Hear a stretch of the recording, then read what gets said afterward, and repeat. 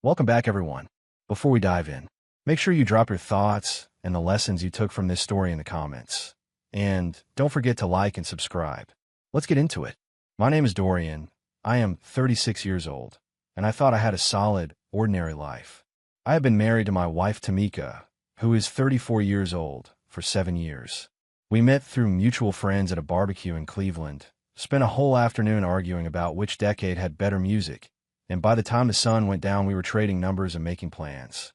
We dated for 2 years, got married in a small ceremony at a local community center, and moved into a modest 2-bedroom apartment. We drove used cars, worked regular jobs, and lived what I thought was a quiet, steady life.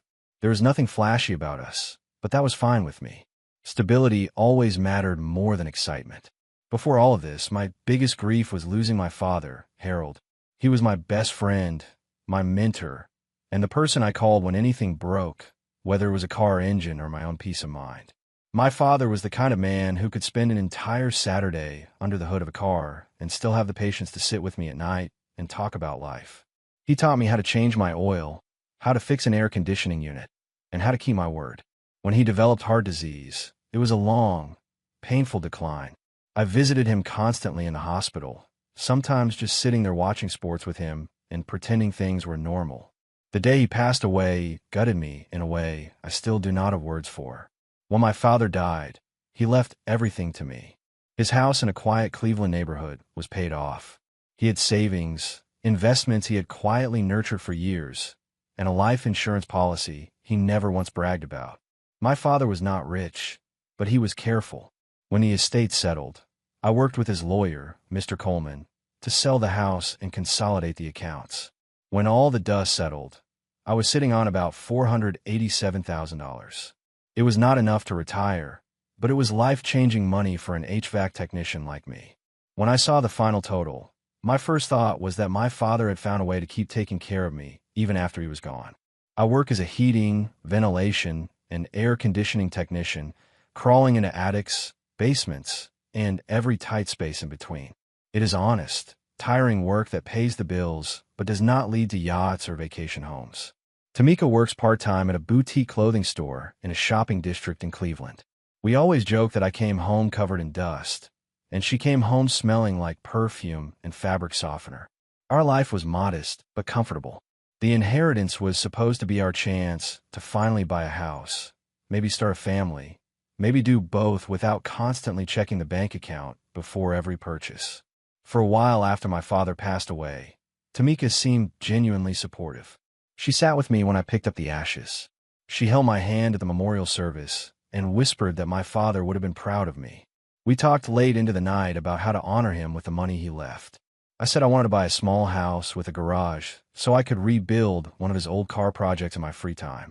She said she wanted a home where we could eventually have children, with a backyard and a little patio. Those conversations felt real to me. I clung to them as proof that we were moving forward together. About 3 months ago, things started to shift. Tamika began acting tired all the time. She would come home from her part-time shift and collapse on the couch, saying her head was pounding. She started missing work, calling in sick, and telling me she was in urgent care or a specialist.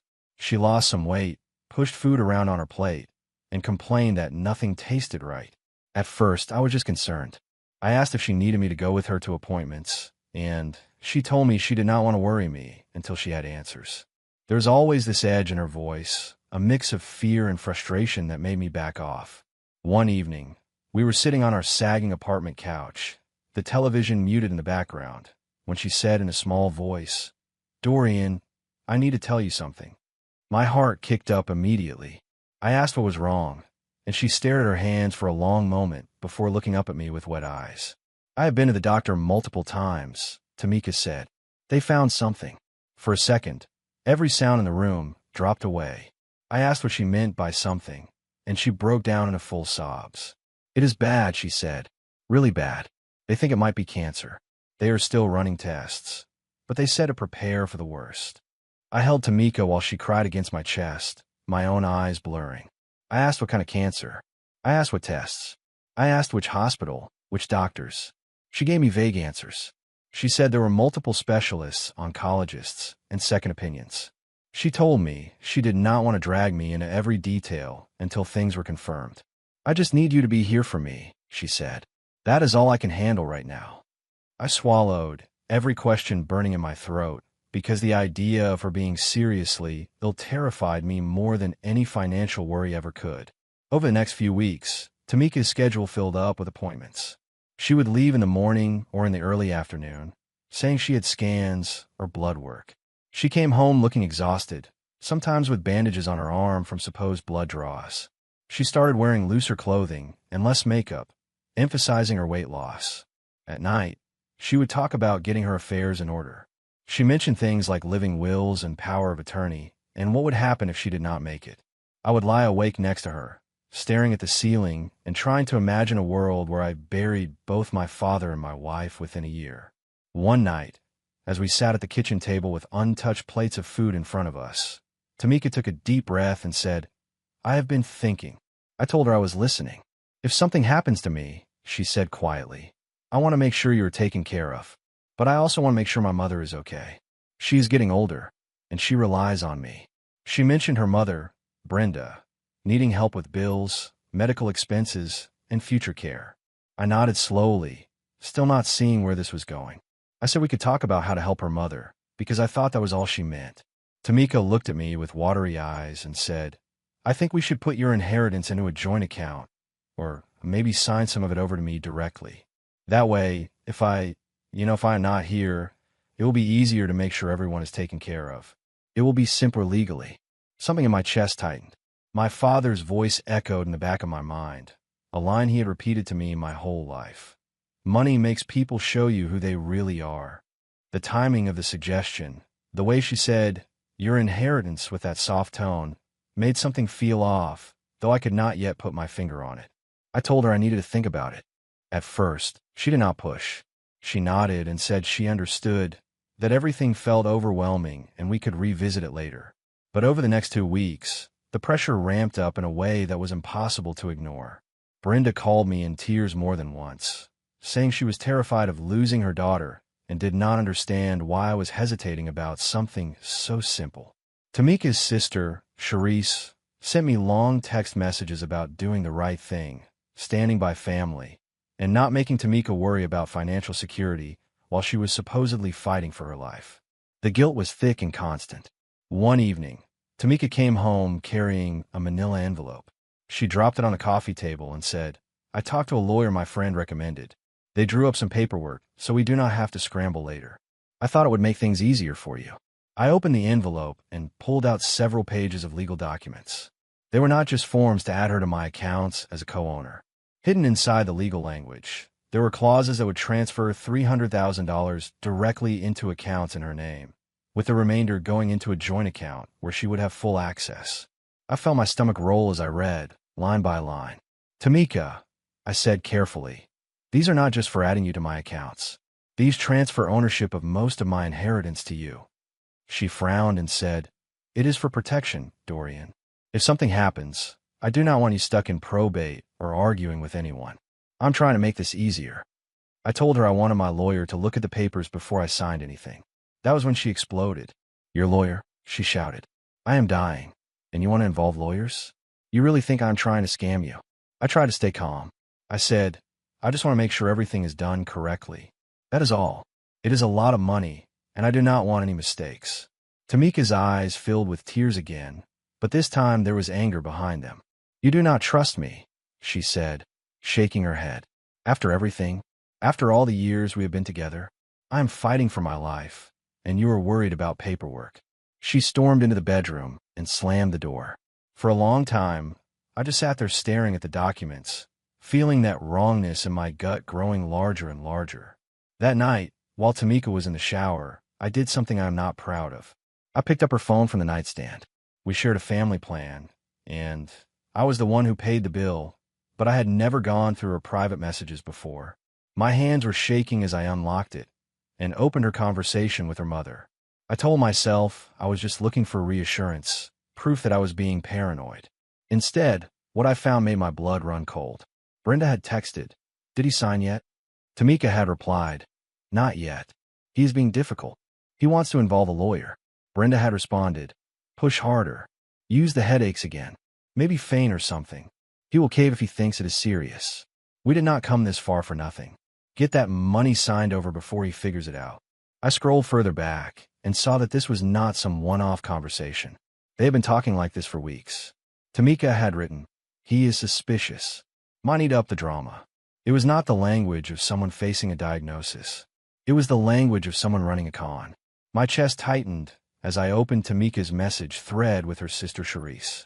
There, I saw that the planning went back even further, months before my father passed away. Charisse had sent a message saying, "You know that money is coming. You better have a plan." Tamika had replied, "I do. If he thinks I am sick, he will not argue. He will hand it over to make sure I am secure." They talked about how to stage symptoms, how to drag out appointments, how to keep me off balance with fear and guilt. I scrolled in disbelief, hoping I had misread something, but the pattern was clear. I kept going and found references to appointments that lined up suspiciously with other things. Tamika had texted, "Heading to my scan now," and Charisse had replied, "Enjoy that facial, girl." Another time, Tamika wrote, told him it was blood work, and her sister sent back a screenshot of a spa package confirmation. There were even links to a website where you could generate fake medical documents and templates. My hands were trembling so badly that I almost dropped the phone. My wife, the person who had held me while I cried over my father's death, had faked a terminal illness to steal the money he left me. I put her phone back where I found it, just as the shower shut off. I walked into the kitchen and gripped the counter, breathing slowly, trying not to collapse under the weight of what I had seen. I did not confront her that night. Confrontation would mean a fight, tears, and potentially her trying to manipulate me into signing something before I had time to protect myself. I needed to think clearly, and I needed to move carefully. I slept on the couch, pretending I had fallen asleep watching television when she came out. She did not question it. In the dim glow of the screen, I stared at the ceiling until morning. The next day, I called my father's estate lawyer, Mr. Coleman, as soon as his office opened. I told him everything. I described the fake illness, the constant pressure to sign over the inheritance, the text messages I had found, the fake documents. He was horrified, but his voice stayed steady and professional. "First," he said, "do not sign anything under any circumstances. Second, we need to move that money somewhere she cannot touch it. A trust would be ideal. Third, start documenting everything you can. Texts, bank statements, anything that shows this pattern of behavior." For the next week, I became quietly methodical. When Tamika left for another supposed appointment, I sat at the computer and backed up her text messages to a cloud storage account she did not know existed. I took screenshots of her conversations with Brenda and Charisse, making sure the timestamps and phone numbers were clearly visible. I pulled our bank statements and highlighted every day she claimed to have a medical appointment. On those days, there were charges at nail salons, high-end clothing stores, and restaurants instead of hospital clinics. I printed everything and put in a folder I kept at my brother Reggie's place. I also searched our apartment more carefully than I ever had. In Tamika's nightstand drawer, beneath a pile of old birthday cards, I found printed medical documents that looked off. The hospital name at the top was slightly misaligned. There were no contact numbers, no addresses, just vague phrases about oncology findings and recommended follow-up. I typed some of the wording into a search engine and found the exact template on a website that offered downloadable fake forms. It was like the last piece clicking into place. There was no doubt left. She was perfectly healthy, and she had weaponized illness to try to steal from me. Once I had gathered enough evidence, I met with Mr. Coleman in person. He walked me through the process of creating an irrevocable trust. We set it up so that $450,000 of the inheritance would be transferred into the trust, with my younger brother Reggie as trustee. Reggie is 2 years younger than I am, steady and practical, the kind of person who double-checks everything twice. We drafted the paperwork so that Tamika would have no legal claim to the trust, now or in the future. The remaining $37,000 stayed in my personal account for living expenses and legal fees. After the trust was established, I filed for divorce. The betrayal was too deep, too deliberate, and too cruel to even consider working through it. My lawyer advised me to be strategic about how I served her with the papers. Given the level of manipulation here, he said, I would feel better if we served her in a semi-public place. That reduces the risk of false accusations about your behavior. It just so happened that Tamika had another hospital appointment scheduled in a few days. Through her text messages, I already knew the truth. She was meeting her mother for brunch at the hospital cafe to plan her next move. On the day of the appointment, I took off work and got to the hospital 20 minutes early. I sat in the waiting room and watched as people came and went. Actual patients in gowns, family members clutching purses and coffee cups, nurses moving briskly down hallways. Around 10:47 in the morning, I saw Tamika and Brenda walk in, both dressed nicely, laughing over coffees from the cafe. There was no trace of the weak, sickly persona she had been showing me at home. Her makeup was flawless, her hair perfectly styled, and her stride confident. When Tamika spotted me, her face cycled through a rapid series of emotions: surprise, confusion, irritation, and finally panic. "Dorian," she said, "what are you doing here?" Brenda stiffened beside her, eyes narrowing. I stood up, calm and steady, a manila envelope in my hand. I sat down across from them and said, "I wanted to deliver these personally." I handed the envelope to Tamika. She opened it, pulled out the papers, and her expression crumpled as she realized what they were. "Divorce papers?" she whispered. "What is this? I am sick, and you're serving me divorce papers in a hospital." I looked her in the eye and said, "You are not sick, Tamika. You never were." Brenda jumped in before Tamika could respond. "How dare you?" Brenda said, her voice rising. "My daughter is fighting for her life, and you." I did not raise my voice. I simply pulled my phone from my pocket and opened one of the screenshots. I held it up so they both could see the messages from just a few days earlier. "I know everything," I said. "The fake illness, the plan to get my inheritance, the instructions to faint if necessary. All of it." Brenda's face drained of color. Tamika's mouth opened and closed a few times before she managed to say, "Those are fake. You doctored those messages. I cannot believe you would." I cut her off. "Your oncology appointment last Tuesday? That was at a day spa in Beechwood. I have the credit card receipts. The specialist consultation on the 15th? That was brunch at that French restaurant downtown. I have your location data from your phone. Do you want me to keep going?" Around us, a few people looked over, but I kept my voice low and even. There was a long silence. Tamika's shoulders sagged, and she stared at the floor. Brenda, however, rallied faster. She stood up and said, "You have no right to that money anyway. Your father never liked Tamika. He should have left something to help this family. We have been struggling while you sit on nearly $500,000. I stood up as well. "This family," I said, "tried to steal from me using a fake terminal illness. You did not ask for help. You schemed. We are done here." I turned and walked away, my hands only trembling once I reached the parking garage. In the days that followed, people asked if I felt guilty. The answer was no. Tamika had not simply lied about being sick. She had taken my raw, fresh grief over my father's death and turned it into a tool. She sat with me at the funeral, held me while I cried, and somewhere in the back of her mind, she was already thinking about how to leverage that pain into access to my inheritance. That was not a momentary lapse in judgment. That was a reflection of who she was. For me, the decision to divorce her was not about anger, though there was plenty of that. It was about survival. 2 weeks after I served Tamika with the papers, things got messy, and more vindicating at the same time. Tamika did not come back to the apartment after our confrontation at the hospital. She stayed with Brenda, which was perfectly fine with me. But that did not mean her family backed off. Instead, they shifted into full damage control mode, trying every angle they could to flip the narrative and make me the villain. They did not know how much evidence I had, and they were counting on me being too ashamed to tell anyone what was really happening. The first attempt came from Brenda. About 3 days after the hospital incident, she called me. When I picked up, her tone was calm, almost soothing. "Dorian," she said, "I think we all need to sit down and talk like adults. There's been a lot of miscommunication." I almost laughed. "Miscommunication?" I said. "You texted Tamika to push harder and faint if necessary so I would sign over the money. Which part of that was miscommunication?" Brenda hesitated and then said, "You were taking things out of context. We were just talking about how stressed she was about the marriage, about the future. You were twisting everything."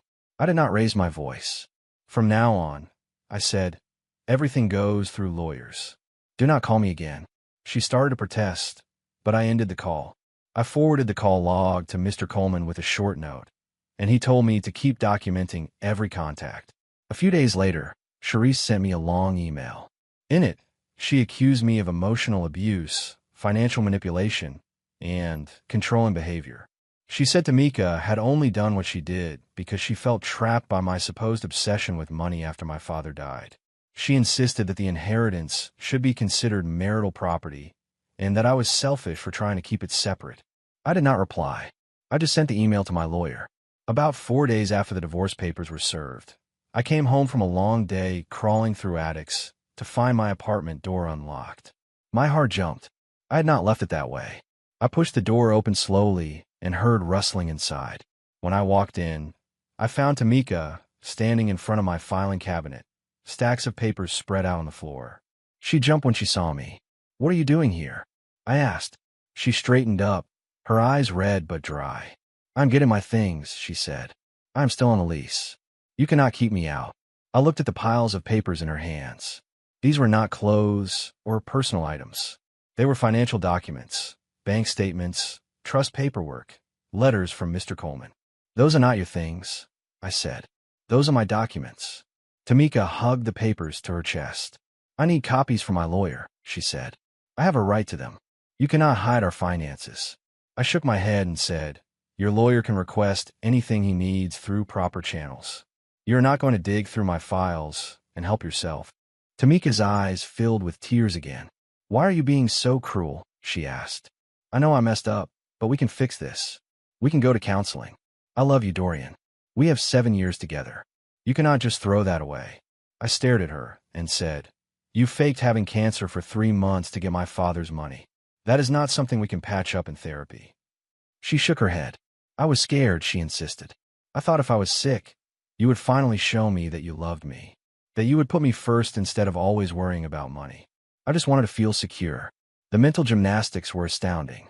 Somehow, her decision to orchestrate a scheme to steal hundreds of thousands of dollars had become my fault because I was supposedly too focused on financial stability. I took a slow breath and said, "You need to leave, Tamika, and you need to leave the key." When she refused, I stepped into my bedroom, shut the door, and called the police non-emergency line. I explained that my estranged wife, who had been served with divorce papers, was in the apartment without my permission and refusing to leave. The dispatcher said they would send an officer. When the officer arrived, I met him in the hallway and explained the situation calmly, showing him a copy of the divorce papers and my identification. He spoke to Tamika inside the apartment and then came back to me. "She is on the lease," he said, "but given the pending divorce and the fact that there is a dispute, the safest thing is for her to leave tonight and handle access through lawyers." The officer went back inside and told Tamika she needed to go for now. She made a scene in the hallway as she left, crying loudly and telling the neighbors that I was throwing her out on the street while she was sick. I did not respond. I just locked the door behind her. That night, I changed the locks. It cost $180, and it was worth every cent. The next move from Tamika's side came through her attorney. Her lawyer sent a letter claiming that my transfer of $450,000 into an irrevocable trust was fraudulent conveyance. In other words, they argued that I had moved the assets specifically to avoid sharing them with her in the divorce, and that the transfer should be undone. When Mr. Coleman read the letter, he actually laughed. Then he called me. "Here's the thing," he said. "Fraudulent conveyance requires them to prove that you moved assets to avoid a legitimate debt or claim. Your wife has no legitimate claim to your inheritance. You received that money before she even started her fake illness story, and her attempts to get it were clearly fraudulent. If anything, her behavior is what looks like attempted fraud. We can respond to this and proceed with your countersuit." I had asked him what we would countersue for. "Fraud," he said. "Intentional infliction of emotional distress. The 3 months of manipulation. The fake medical documents. The coordinated scheme with her mother and sister. It is textbook." I hesitated, not because I wanted to protect Tamika, but because I did not want to drag this out forever. "Will that make the process longer?" I asked. Mr. Coleman admitted that it might, but he also said, "Right now, she is playing the victim. A countersuit changes the story in a way the court cannot ignore." I told him to proceed. Around that time, I got a text message from Tamika's cousin Latoya, one of the few people in her family I had always genuinely liked. Latoya wrote, "I am not trying to take sides, but I thought you should know something. Brenda is telling everyone you are mentally unstable and that the fake illness thing is something you made up because you could not handle Tamika actually being sick. She is saying you're trying to steal money Tamika is entitled to as your spouse." I stared at the message for a long moment, feeling a tired sort of anger settle over me. Instead of arguing, I replied, "Can I show you something?" Latoya said yes. I sent her some of the screenshots. The messages where Brenda coached Tamika to faint if necessary. The ones where Tamika talked about staging symptoms months before my father died. The links to fake document templates. There was a long silence. Finally, Latoya texted back, "I had no idea. I am so sorry, Dorian. This is a lot. I cannot defend them after seeing this." A few days later, she told me she had confronted Brenda and Charisse about the messages, and they had turned on her. She stopped talking to that side of the family. It was a small, sad victory, but it was still a victory. The divorce proceedings officially started soon after. Our first hearing was scheduled for the following month. Mr. Coleman told me that the evidence of fraud would likely be decisive. If the court accepted that Tamika had orchestrated a scheme to steal my inheritance, it would be very difficult for her to argue that she deserved any portion of it. He prepared me for the fact that her side would paint me as cold, controlling, and money-obsessed. But he said, "Judges care about documentation. We have documents. They have accusations." I clung to that sentence as the hearing date approached. 6 weeks later, I found myself standing in a courthouse hallway, straightening my tie while my palms sweated. When Tamika arrived, she looked like a completely different person from the fragile, sickly version she had been playing at home. Her hair was styled in soft waves, her makeup was perfectly done, and she wore a tailored dress and heels. Brenda and Charisse flanked her like bodyguards, both glaring at me as if I had committed some terrible crime. Tamika did not look at me directly, but I could see her glancing over every few seconds. Inside the courtroom, her lawyer spoke first. He painted a picture of a troubled marriage, saying that I had become obsessed with money after my father's death, that I had emotionally neglected Tamika, and that she had exaggerated health concerns to get my attention. He argued that the inheritance should be considered marital property subject to division because it had been intended for our shared future. He spoke about Tamika's supposed emotional suffering and how she had acted out of desperation, not malice. Listening to him, I could almost believe he was describing someone else's life. Then it was our turn. Mr. Coleman stood and methodically laid out the evidence. First, he presented the time-stamped text messages between Tamika and Brenda, showing that they had planned the fake illness scheme weeks in advance. Second, he introduced the credit card statements that proved Tamika's supposed medical appointments were actually charges at salons, restaurants, and shopping centers in Cleveland and nearby suburbs. Third, he showed the fake medical documents Tamika had printed from the template website, complete with the identical wording and formatting. Fourth, he submitted a sworn statement from a private investigator, Mr. Whitaker, who had verified that there were no oncology or serious medical records for Tamika at any local hospital or cancer center.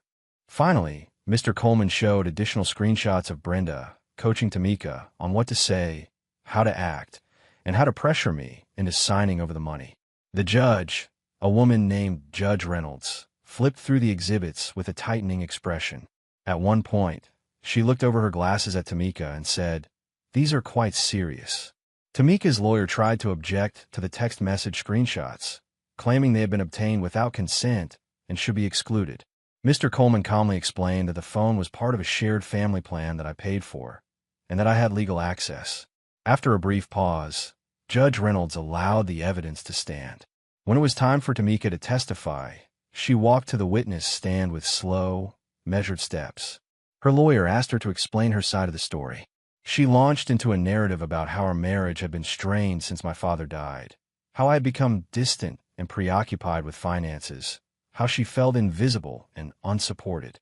She said that she had started mentioning not feeling well and that the situation got away from her. She claimed she never meant to let it go as far as it did. According to her, the talk of cancer was a misunderstanding, not a deliberate fabrication. During cross-examination, Mr. Coleman did not raise his voice once. He simply asked pointed questions. "You testify that the illness story got away from you," he said. "Can you explain what you mean by that?" Tamika said, "I started saying I was not feeling well, and people were so concerned. I did not want to disappoint them." Mr. Coleman nodded.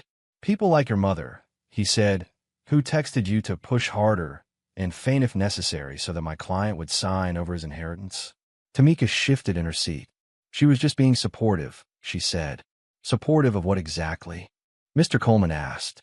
"Your fake illness, or your plan to get the inheritance signed over?" Her lawyer objected, saying the question was argumentative. Judge Reynolds overruled the objection. Tamika's mouth tightened. "I never wanted to hurt anyone," she said. "I just wanted us to have a future together." Mr. Coleman held up one of the documents. "A future that required your husband to sign over $300,000 directly to you," he said. "Correct." Tamika hesitated. "That was for protection," she said. "Protection from what?" he asked. "Your fake cancer." She looked down at her hands and said nothing. The silence in the room was deafening. When it came time for temporary orders, Judge Reynolds did not take long. She ruled that there would be no division of the inheritance because it was clearly separate property that I had received from my father, and that any claim to it by Tamika was based on fraudulent behavior. She confirmed that the trust was valid and not subject to marital asset division. She allowed my countersuit for fraud and emotional distress to proceed. She also ordered that Tamika vacate any claim to our shared apartment and prohibited her from contacting me directly outside of legal channels. When Brenda began to protest from the gallery, the judge fixed her with a hard look and said, "One more outburst, and I will have you removed from this courtroom." After the hearing, I walked out of the courthouse into the bright afternoon light.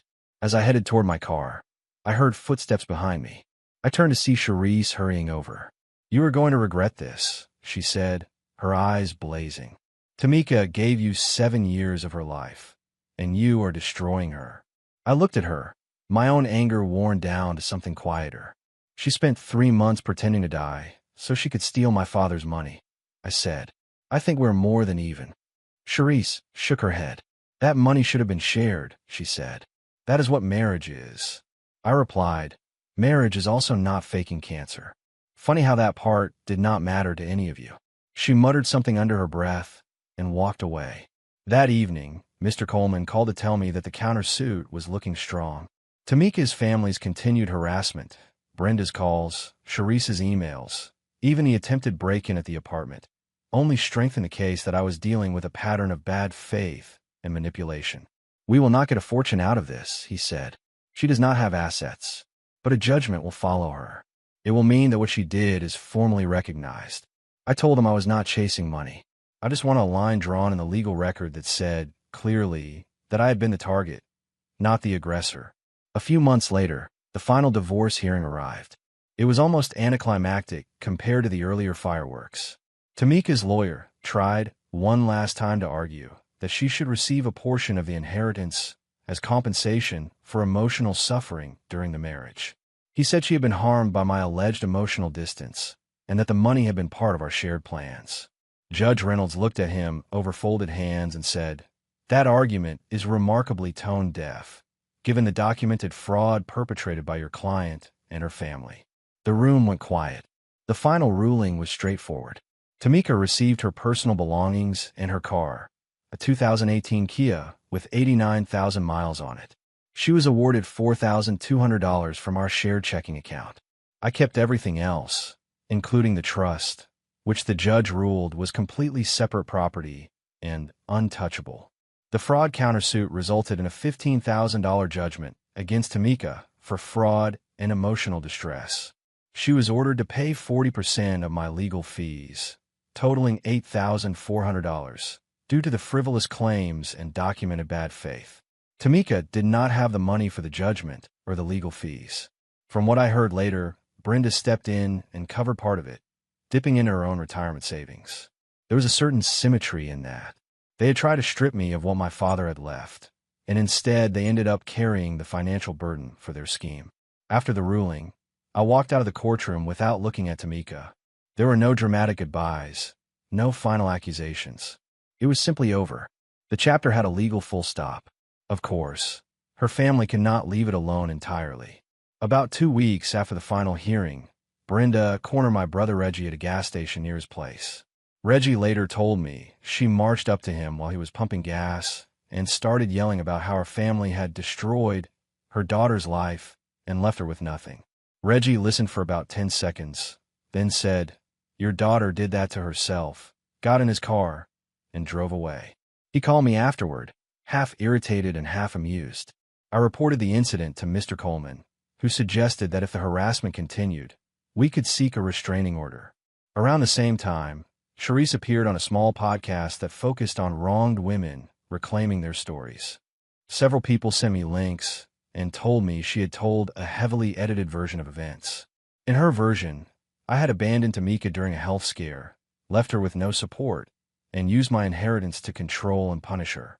She did not mention the fake documents, the text messages, the trust, or the court judgment.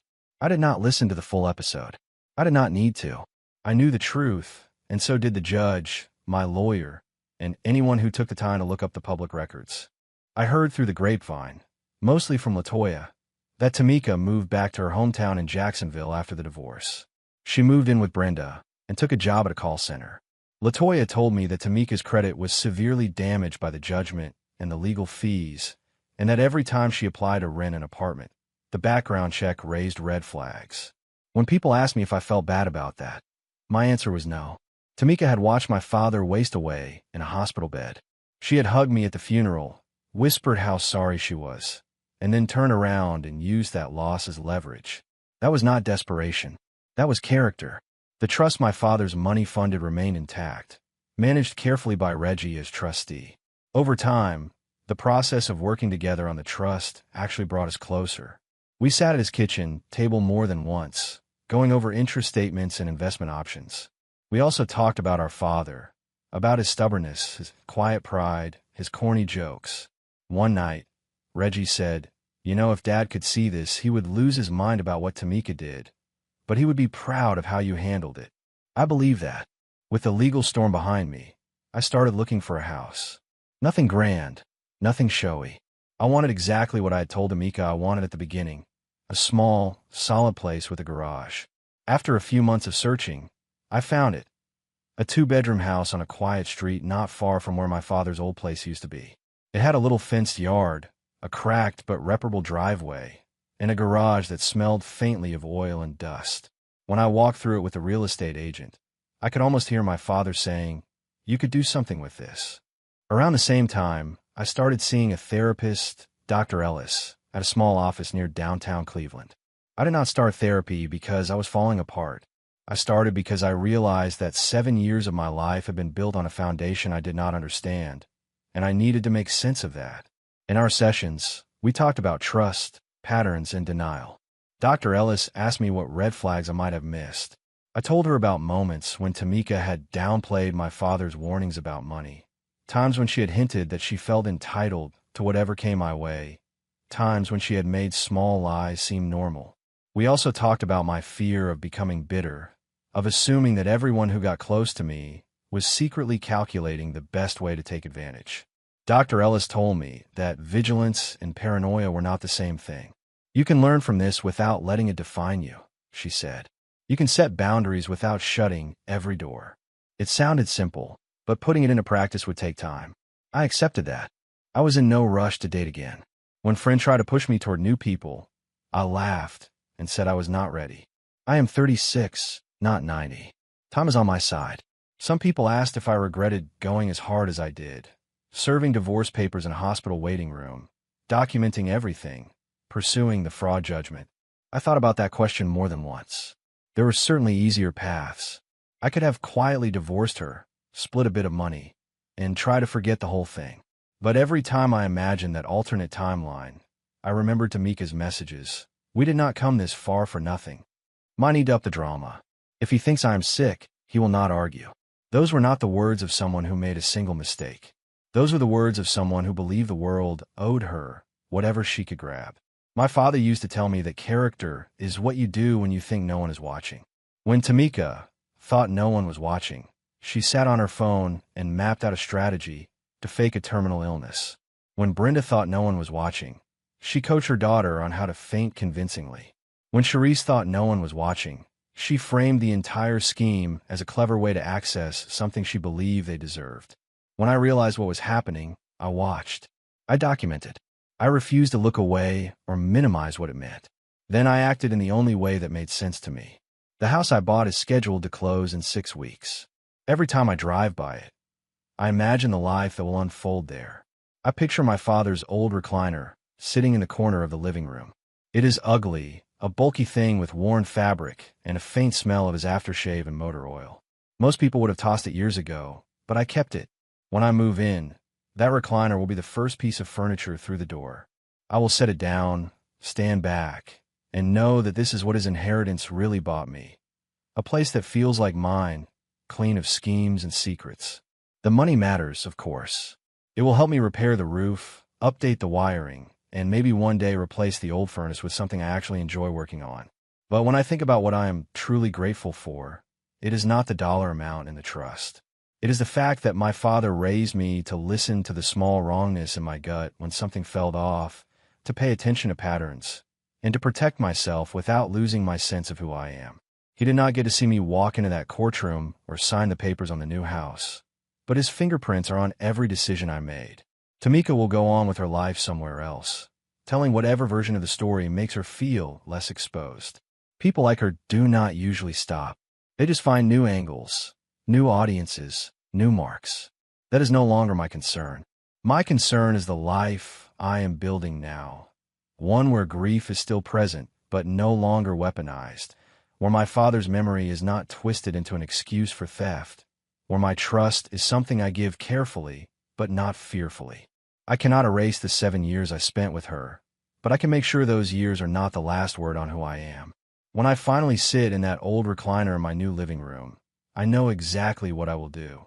I will lean back, close my eyes, and listen to the hum of the refrigerator in the kitchen, to the faint sounds of traffic outside, and to the quiet knowledge that, for the first time in a long time, everything in my life is exactly what it appears to be. No staged illnesses, no fake documents, no hidden agendas. Just me, my memories, and the steady echo of my father's voice reminding me that character matters, especially when no one else is looking. If you enjoyed this story, please like, comment, and share this video with your friends. Subscribe and turn on the notification bell so you never miss a powerful story drop.